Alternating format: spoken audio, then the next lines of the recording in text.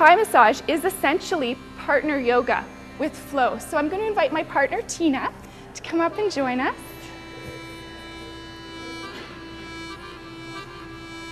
I'd like for you all as well to pair up. So maybe put your mats together so you can pair up in groups of 2. Important thing when we're practicing Thai massage is to have good ergonomics, which means having a centered core, a flat back, a neutral pelvis, relaxed shoulders, and straight arms. We do a lot of rocking, so just get into that position.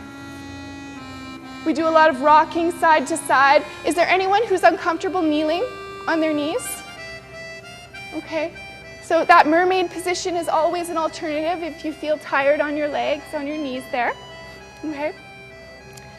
And any time that I say come back to good posture, I want you always to come back to that, working from the core, okay? Because Thai massage, you're able to get a stretch as well, and it's very good for the practitioner if it's done correctly.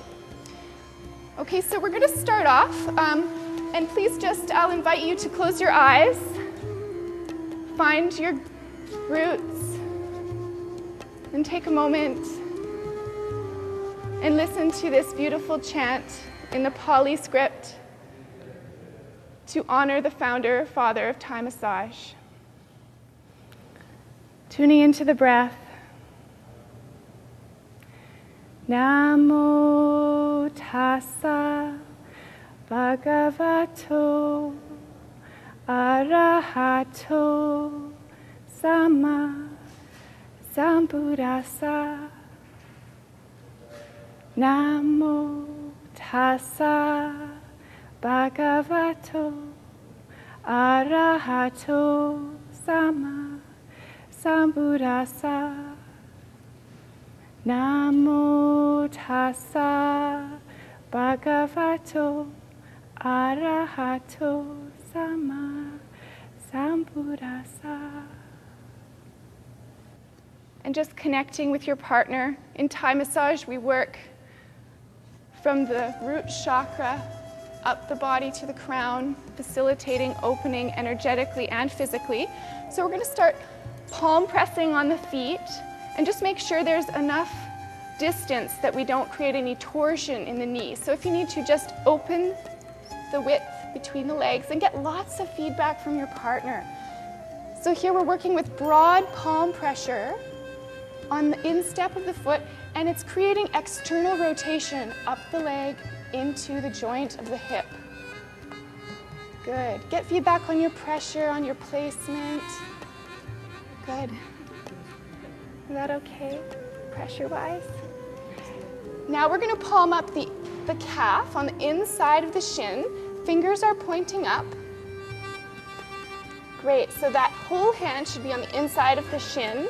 You can scoot forward if you need to a little bit. That's it. Let's circle over the knees. Palm up the thigh. Continue rocking. Straight arms, flat back. Get lots of feedback. Sometimes those quads are a little sensitive. And let's palm right up to the pelvic girdle. Hands on the hip bones.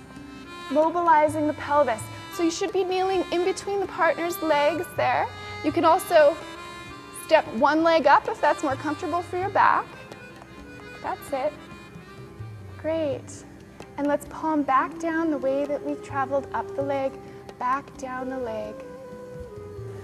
Make sure that your partner doesn't have any blisters or that pulling the legs feel comfortable. If anyone has sciatica, they're going to bend their knees as the legs come up straight. Does that feel okay for you? Then mid-spine, and then up into the C-spine, and you can see where this is going. This would go all the way over into a plow. So we're just doing a preparation, not going all the way, but let's just follow the breath, and when we feel some resistance, just hold it there, and ask your partner to breathe into it. Great. Let's bring the legs back for a little bit of traction. Just point the hands down. And not all the way down, we're just going to step back, roll your shoulders down and back, and just let the weight of their legs hang in your hands. This is good for you too. Do you feel a little stretch in your shoulders? Great. On the next breath, move up to the next point. Press and press. Stretch, pushing the feet.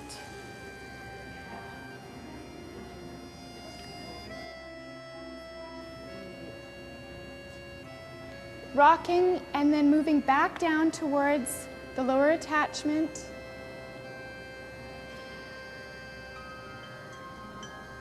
We intensify the stretch on the exhale, so tune into the breath.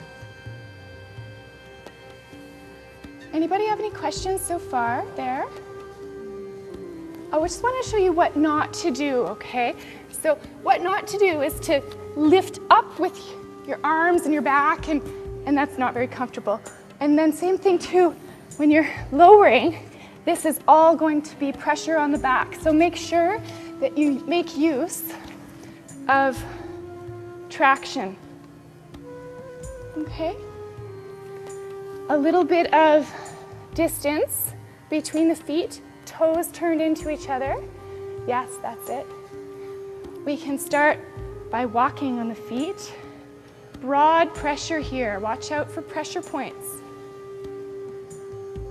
Just slowly sink into the pressure and get lots of feedback. Make sure that the surface of the floor isn't too hard on your friend's feet. It's okay.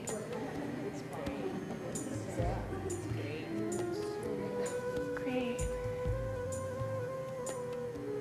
Tonic, really tight, especially in this active community. Is that too much pressure? Good. Get feedback from your partner. Your working space. Keep rocking. That's it. We're going to continue stepping up, squatting, elbows against the knees, palm circle the gluteals. So we're going for glute minimus on the outside of the hip. So everybody just have a look where my hands are, right on the outside of the hip. Now we want to stay on the ridge of the muscle. Stay on the ridge of the muscle. Get feedback.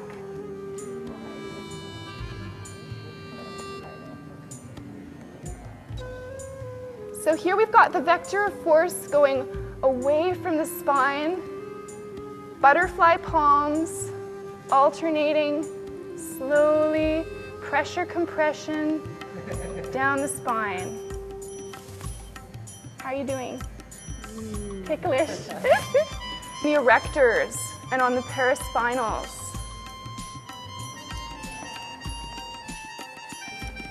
Yeah, so the heel of the hand right against the lateral border of the scapula. That's it. Yeah, circle. Now we can also come back into that position where we're squatting if that's easier. And you've got your elbows against your knees. Let's palm down the arm now. Palm down the arm. Down the forearm. And sweep out the hands. Sweep down the arms. Sweep down the back. Sweep down the legs. Sweep down the feet.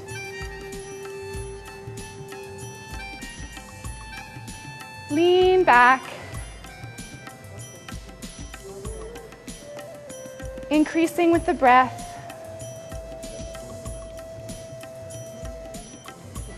The head is in a natural position, eyes gazing up. Not too much compression in the neck.